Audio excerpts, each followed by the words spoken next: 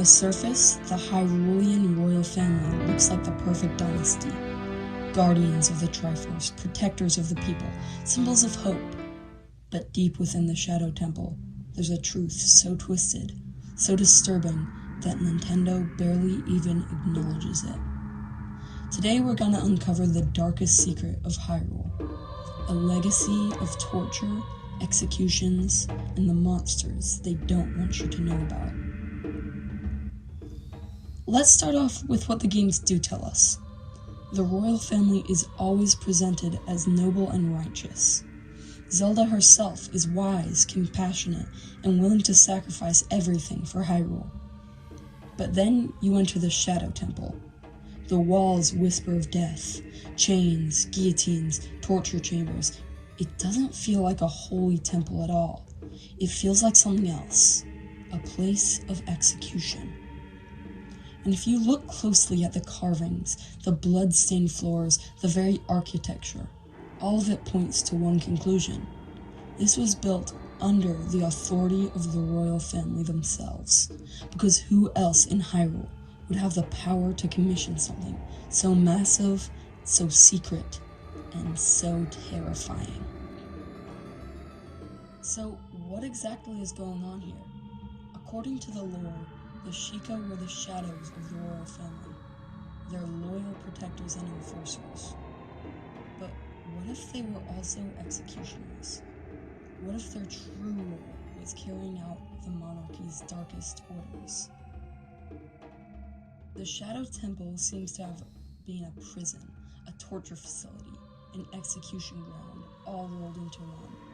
The guillotines, the spiked rooms, the endless pits, it's too much to ignore. And then there's Bongo Bongo, the monstrous boss sealed within. His body is deformed, his hands are severed, his head decapitated, but he still lives on as an unholy spirit. Theory suggests Bongo Bongo was once a prisoner, a human executed in the temple, maybe a rebel, maybe even a traitor to the crown. Whatever his crime, his punishment was brutal, and instead of dying, his spirit turned into a monster, which means the royal family's justice system may have literally created demons. But the rabbit hole goes deeper. Think about Dead Hand, the grotesque creature you meet earlier in the bottom of the well, a bloated corpse-like being with arms sprouting from the earth.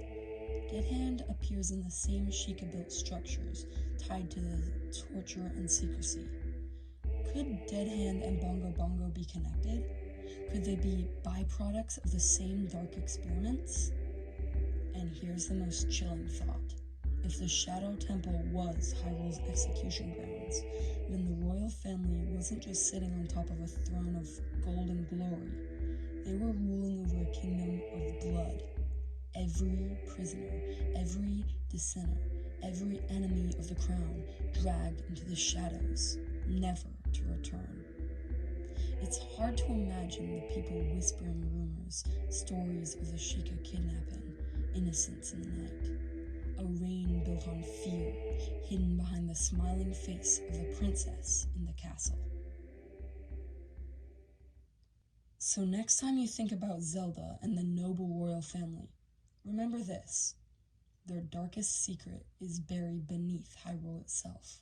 A temple of chains, guillotines, and restless spirits. The monsters we fight there aren't just random video game bosses. They're the ghosts of the kingdom's sins. Was the royal family truly just? Or were they tyrants, hiding behind a facade of light while committing atrocities in the dark? We may never get a straight answer from Nintendo, but the evidence is all there, waiting in the shadows. What do you think? Was Bongo Bongo once human? Was the Shadow Temple really the royal family's execution grounds? Or is there an even darker truth we haven't yet uncovered? Let me know your thoughts down below, and if you enjoyed this video on Zelda's creepiest mysteries, don't forget to like and subscribe, and join me next time, because Hyrule still has a lot of secrets left to uncover.